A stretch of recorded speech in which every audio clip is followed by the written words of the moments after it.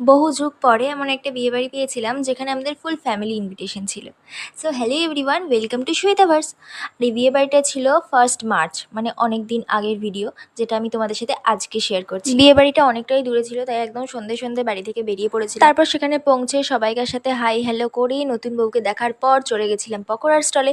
Veg pakora, chicken pakora, phuchka, coffee এই সমস্ত কিছু একটু চেখে নেওয়ার পরে চলে গেছিলাম সোজা প্যান্ডেলে, মানে খাওয়ার জায়গায়। কারণ বাড়ি ফিরতে হবে, তাই একদম তাড়াতাড়ি খেতে বসে পড়েছিলাম।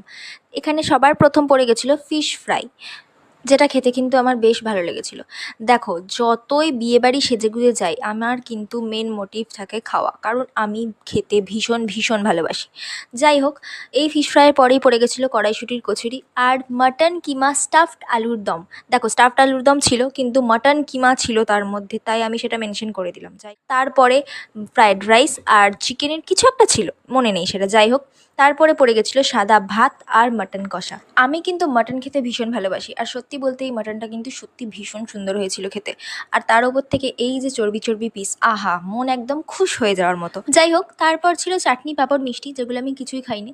তবে তারপরে ছিল সন্দেশ, যেটা আমি দুটো খেয়ে নিয়েছিলাম, কারণ আমি সন্দেশ খেতে ভীষণ ভালোবাসি। তারপর খাওয়া দাওয়া সেরে বাইরে এসে দেখি সবাই এখানে নাচানাচি করতে এত ব্যস্ত, মানে একদম জমিয়ে ফাটিয়ে নাচানাচি করছে, যেটা দেখে আমারও ইচ্ছা করছিল আমি একটু গিয়ে নাচানাচি করি। কিন্তু সেটা আর সম্ভব ছিল না, কারণ এত বেশি খাওয়ার পরে আমার পক্ষে আর নাচানাচি করা সম্ভব নয় অন্তত।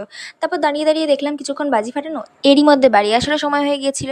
ও, তোমাদের সাথে আমাদের ফ্যামিলি ফটো শেয়ার করা হয়নি। পকোড়া খাওয়ার পর একটু টাইম পেয়েছিলাম, তখন একটু ফটো তুলে নিয়েছিলাম আর কি। তো এই হচ্ছে আমার ফ্যামিলি ফটো, আমি, আমার পাপা, মা আর আমার বোন। সো তোমাদের সাথে দেখা হচ্ছে আবার নেক্সট ভিডিওতে। আর ভিডিও ভালো লাগলে কিন্তু চ্যানেলটা সাবস্ক্রাইব করতে একদম ভুলো না। টাটা।